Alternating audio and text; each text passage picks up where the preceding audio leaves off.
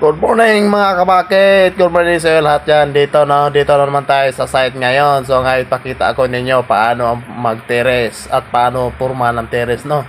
So ngayon mag-terrace mga kabakit, ganito. Kung mag-terrace tayo ay kailangan yung hinukay natin na lupa, idiin natin palagi para safety tayo sa gumuguho na lupa, no. Para safety ang apakan ng bako natin. Pag medyo matakili sa tingin natin, atras muna tayo. Tatabunan naman yung nakatakilid para palagi tayo smooth maggalaw, no. So yung terrace, pinakamadali na itong trabaho, kahit sino pwede dito magtrabaho ng terrace, basta palagi lang nakapantay, naka-straight siya at saka nakatagilid konti para sa pag mag-uulan ay magpupundo yung tubig sa terrace para pagtanim ng sawit may tubig din ang supply para sa palm oil, no. So ngayon guys, yung mga malalaking kahoy, iipon natin to, tapos clearing clearing tayo, tapos diretsuhan na terrace. Pero ang dapat una nitong gawin natin kung tayo ay mag-terrace, kung madami mga malalaking kahoy, ipatumba muna natin mga malalaking kahoy para madali tayo mag-clearing mga kabakit, no. So pag natumba na ang kahoy, madali lang natin hilain at madali lang natin ilabas yung mga kahoy. So ngayon guys, ganito ang magtiteres.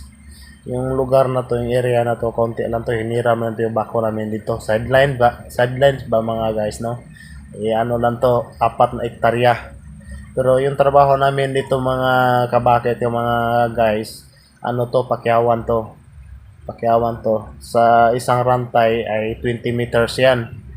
Pero sa mga ganitong lugar, kayang-kaya natin gawin sa isang araw mga 30 rantay. 30 rantay, mga 600 meter yan. Depende yan sa operator. Kung operator na mabilis magalaw, aabot na mga 1,000 meter sa isang araw. Depende din sa lugar. Kung mabangin, konti lang din. Ganito na mga kabakit yung tapos na ginagawa nating terrace, no. Ganito na natin tingnan. Nakahagdan-hagdan yan siya, no. Kailangan tama din sa sukat para yung palm oil maganda ang tubo niya, no. Kung sobrang nakadikit, hindi magbubunga yung palm oil. Pero talagang may sukat yan. Ganito na yan mga guys, no. Isang linggo ko rin to tinitira guys. Ay lang sa sideline ay alam na, no. Basta sideline para pang bili natin ng alak.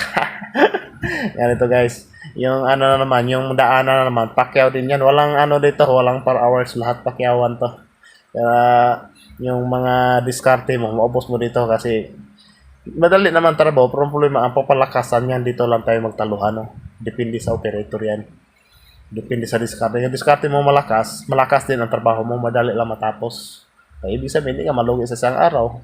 Isipin mo kung tag 8 ringgit, tag 100 piso sa isang rantay.